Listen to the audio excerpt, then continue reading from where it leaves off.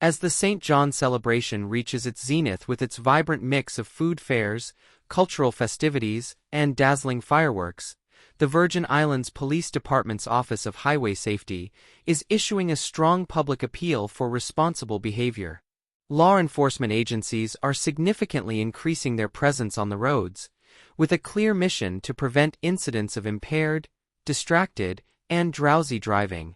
The annual celebration, one of the cornerstones of the territory's cultural calendar, brings a surge in traffic and late-night events, creating a higher risk for traffic-related accidents. Officials are emphasizing a zero-tolerance approach to unsafe driving. The core message is one of prevention and planning. Authorities are urging attendees to make arrangements for a designated sober driver or to utilize the shuttle services available during the celebration. The dangers of distracted driving, such as texting or using social media while behind the wheel, are also being highlighted as a major concern.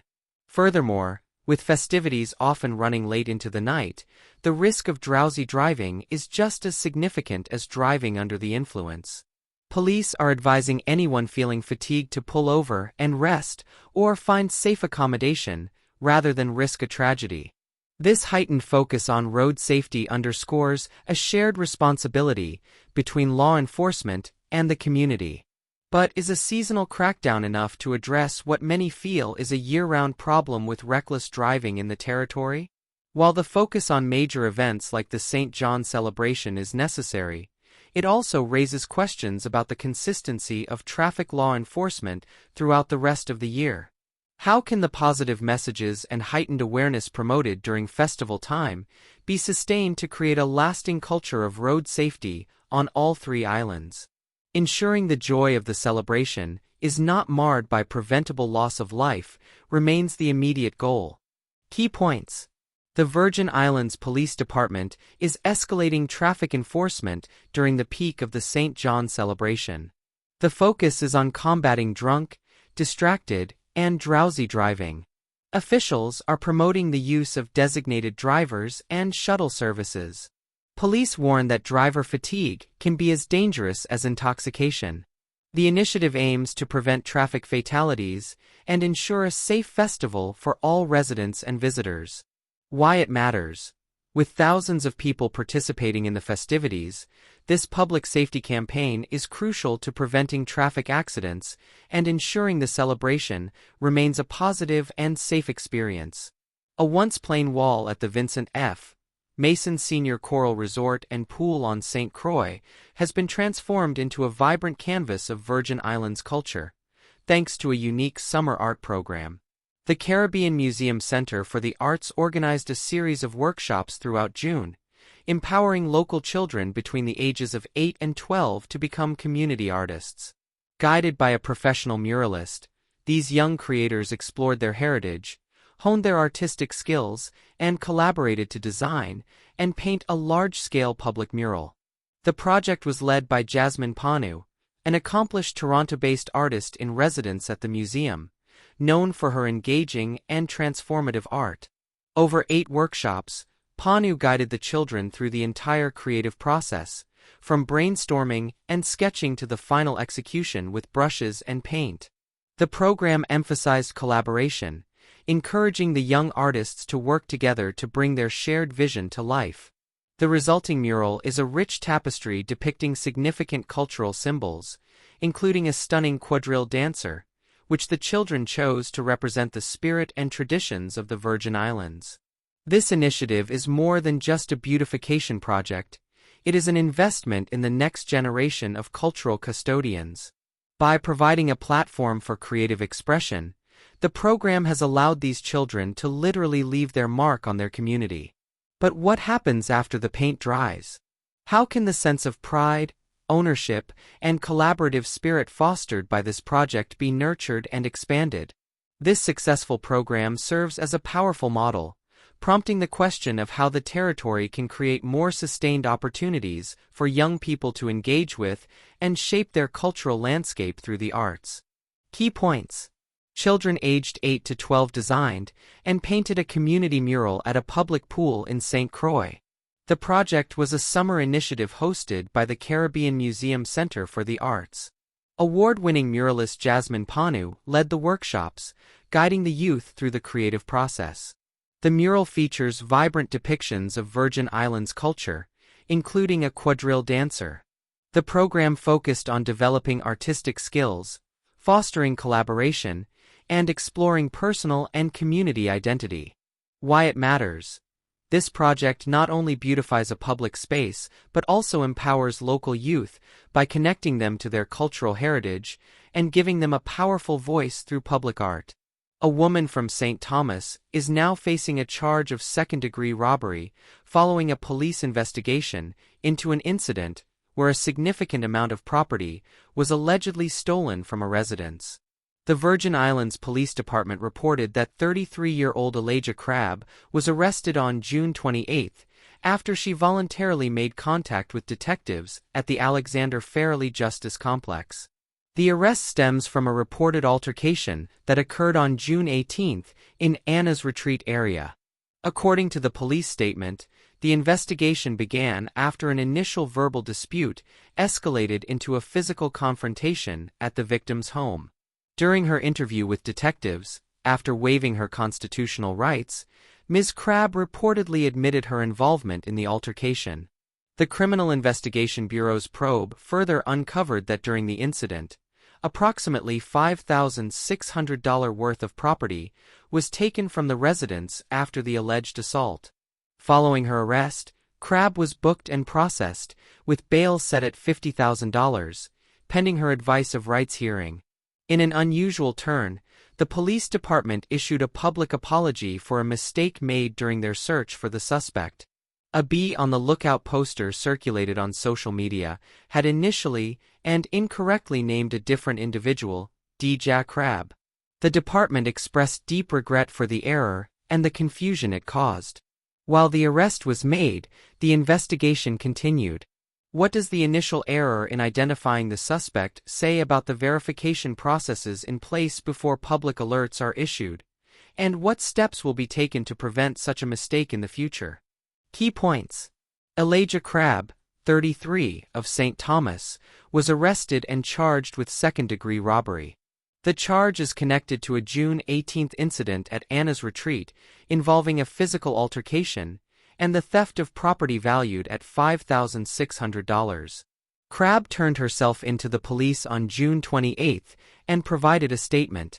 Bail has been set at $50,000.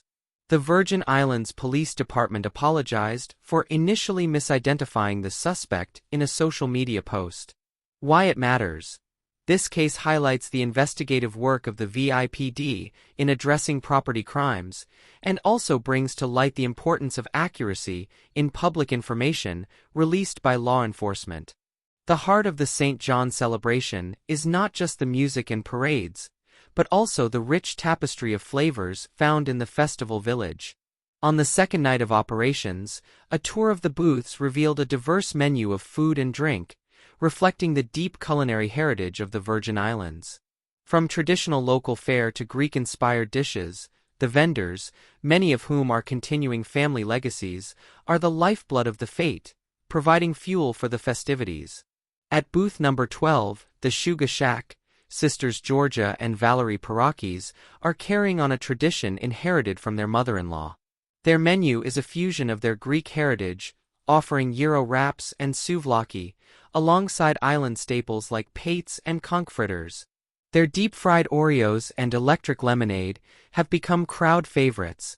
A few booths down at Dringer's Paradise, booth number 16, Raymond Athanese continues the legacy of his late partner, serving up specialty drinks and a variety of chowders, including conch and seafood. For 25 years, Leah Rigier at Local and Tasty, booth number 10, has been known as the go-to spot for roti, but also serves classics like goat water, curry chicken, and stew chicken. Meanwhile, Jennifer Jones-Williams of Steppin' Out with the Joneses, booth number 2, has been delighting patrons for 14 years with her red pea soup and Johnny cakes. These booths are more than just businesses. They are cultural institutions, passing recipes and traditions through generations. As modern tastes evolve and supply chains change, how do these legacy vendors adapt while preserving the authentic flavors that define the celebration? Their continued presence is a testament to the resilience of local culture. But what support is needed to ensure these culinary traditions thrive for another generation? Key points. Food and drink vendors are a central part of the St. John Celebration Village experience. Many booths are family-run enterprises, continuing traditions passed through generations. Offerings range from traditional Virgin Islands dishes like roti and red pea soup to international fare. Vendors like Shuga Shack, Dringer's Paradise, and Local and Tasty are long-standing participants. These culinary artisans provide a taste of the island's rich and diverse cultural heritage. Why it matters. The Food Village is a living museum of Virgin Islands culinary history, showcasing the flavors and family legacies that are integral to the cultural fabric of the celebration. Two new artistic and historical works are shedding new light on the pivotal 1848 emancipation in the former Danish West Indies, offering fresh and profound perspectives on this defining moment in Virgin Islands history. Local author Kathleen Dowling's new book, Voice Us, The 1848 Executed 8, delves into the personal stories behind the rebellion, utilizing original Danish National Archives to unearth previously untold narratives. Simultaneously, a powerful sculpture by Edney Freeman, titled Bud Ho Freedom Rider, has been unveiled at the Fort Frederick Museum, capturing the heroic spirit of the emancipation leader. Dowling's research moves beyond the broad strokes of history to focus on the individuals who paid the ultimate price for freedom. Her work gives a voice to the enslaved people whose resistance and sacrifice were central to the uprising.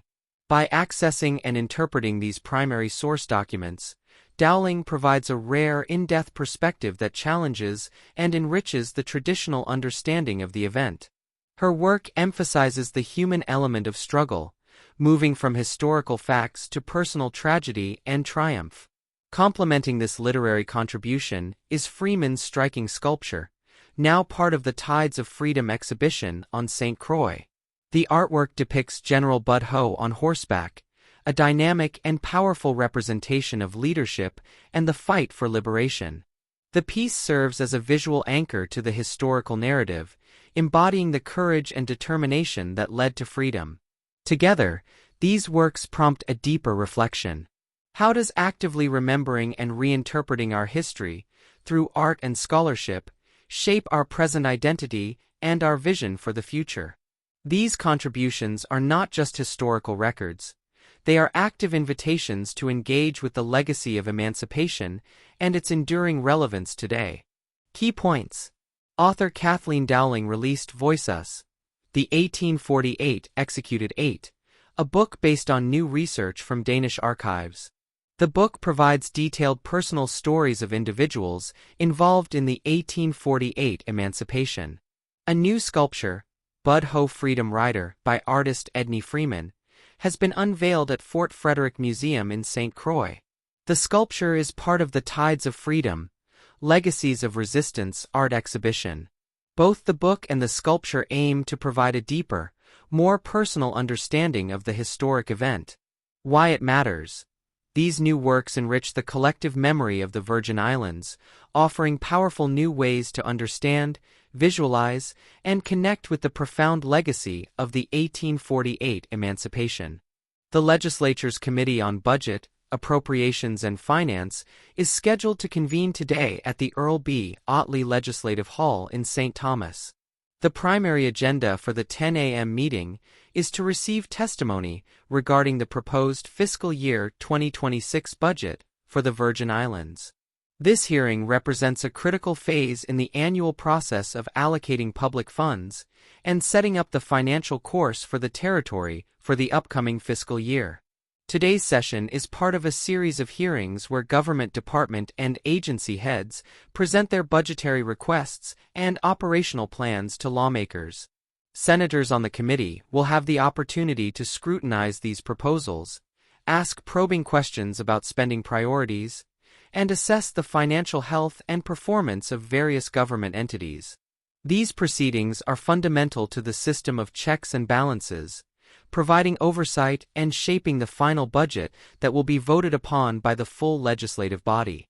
The budget hearings come at a time of significant economic crosscurrents, including debates over public sector wages, the cost of living, and the need for investments in infrastructure and critical services. The decisions made in these committee meetings will have far-reaching implications for every resident of the Virgin Islands, influencing everything from the quality of education and healthcare to the maintenance of public roads and facilities. A key question for observers is the level of transparency and public engagement in this process. How effectively will the testimony and debates address the most pressing needs of the community? And will the final budget reflect a sustainable and equitable path forward for the territory? Key points. The Committee on Budget, Appropriations and Finance will meet today, July 1, 2025. The purpose of the hearing is to hear testimony on the fiscal year 2026 budget proposal. The meeting will take place in the Earl B. Otley Legislative Hall in St. Thomas. Government agency leaders will present their budget requests to the senators. This is a key step in the legislative process of approving the territory's annual budget. Why it matters. These budget hearings determine how taxpayer dollars will be spent and what government services will be prioritized, directly affecting the lives of everyone in the Virgin Islands. The Office of the Governor, in a proactive move to address public health, is launching a new initiative today focused on improving men's health and wellness across the country. In collaboration with the Virgin Islands Department of Health's Chronic Disease Division, the administration is hosting a special Men's Health Talk. This event signals a growing recognition of the unique health challenges faced by men in the community and reflects a commitment from the highest levels of government to promote healthier lifestyles for all Virgin Islanders. The initiative aims to raise awareness and provide valuable information on a range of health issues that disproportionately affect men, from chronic diseases like hypertension and diabetes to mental health and preventative care. By creating a dedicated forum for these discussions, organizers hope to encourage men to take a more active role in managing their health and to break down some of the cultural barriers that may prevent them from seeking timely medical advice and support. The collaboration with the Department of Health ensures that the information provided is based on sound medical expertise and is tailored to the specific needs of the local population. This focus on men's health is a positive step, but it also raises broader questions about the territory's overall public health strategy. While targeted initiatives are valuable, what is being done to address the systemic issues that contribute to poor health outcomes, such as access to affordable, healthy food, safe recreational spaces, and comprehensive healthcare services? Will this health talk be the beginning of a sustained, long-term campaign to not only educate, but also to create an environment that makes healthy choices the easy choices for everyone in the Virgin Islands? The success of this initiative will ultimately depend on whether it can translate awareness into action and individual change into community-wide wellness. Key points. The Office of the Governor is launching a new men's health and wellness initiative today. A men's health talk will be hosted in partnership with the 6th Department of Health's Chronic Disease Division. The event is part of Governor Albert Bryan Jr.'s broader public health agenda. The goal is to raise awareness and promote healthy lifestyles among men in the Virgin Islands. The initiative will focus on topics such as chronic disease prevention and management. Why it matters. This initiative shines a much-needed spotlight on men's health, aiming to tackle preventative health issues and improve long-term wellness outcomes for a significant portion of the territory's population. The 15-year-old male accused in the fatal shooting of beloved St. Croix comedian Jordan "Duty Hart" Jones has entered a plea of not guilty. The plea was made during his arraignment at the Virgin Islands Superior Court on St. Croix on Monday morning. The teenager, who has been charged as an adult, is facing 9 charges, including murder, in connection with the tragic incident that occurred on the Christiansted Boardwalk. The decision to try the minor as an adult was granted by a judge following a request from the prosecution, a move that underscores the severity of the alleged crime. The young suspect was recently identified by authorities as Angelo Javier Carmona.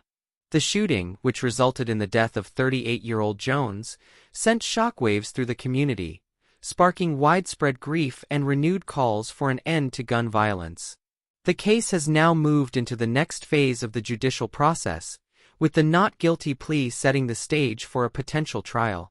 This case brings several critical issues to the forefront of public debate. The decision to charge a 15-year-old as an adult raises complex legal and ethical questions about juvenile justice, accountability, and the potential for rehabilitation. As the community mourns the loss of a well-known cultural figure, there is also intense focus on the root causes of youth violence. What are the systemic failures and societal pressures that lead a teenager to be involved in such violent crimes? While the court proceedings will focus on individual accountability, the case serves as a tragic catalyst for a much broader and urgent conversation about how the territory can better protect and guide its youth away from a path of violence. Key points. The 15-year-old suspect accused of killing Jordan Duty Hart Jones has pleaded not guilty. He faces 9 charges, including murder, and will be tried as an adult. The suspect was identified as Angelo Javier Carmona. The guilty plea was entered during an arraignment hearing in St. Croix. The case now proceeds toward trial in the Superior Court. Why it matters. This high-profile case is a focal point for the community's concerns about gun violence and the juvenile justice system, as a community grapples with the loss of a cultural icon and the troubling issue of youth crime. Before wrapping up this edition of the DGH News and Information Network News Update, I remind you that weather updates can be heard at the bottom of each hour daily. That is at 30 minutes after each hour, and FSN News is played 15 minutes later, on the 45-minute mark. In addition, local, regional, national and world news can be heard 4 times daily, every 6 hours. The USVI news can be heard at 6 o'clock and 12 o'clock. News from the BVI at 7 o'clock and 1 o'clock. The regional Caribbean news is aired at 8 o'clock and 2 o'clock. News from the US and the world is presented at 9 o'clock and 3 o'clock. Historical feature stories from the Virgin Islands and the Caribbean come on at 10 o'clock and 4 o'clock. At 11 o'clock and 5 o'clock the award-winning program, Democracy Now!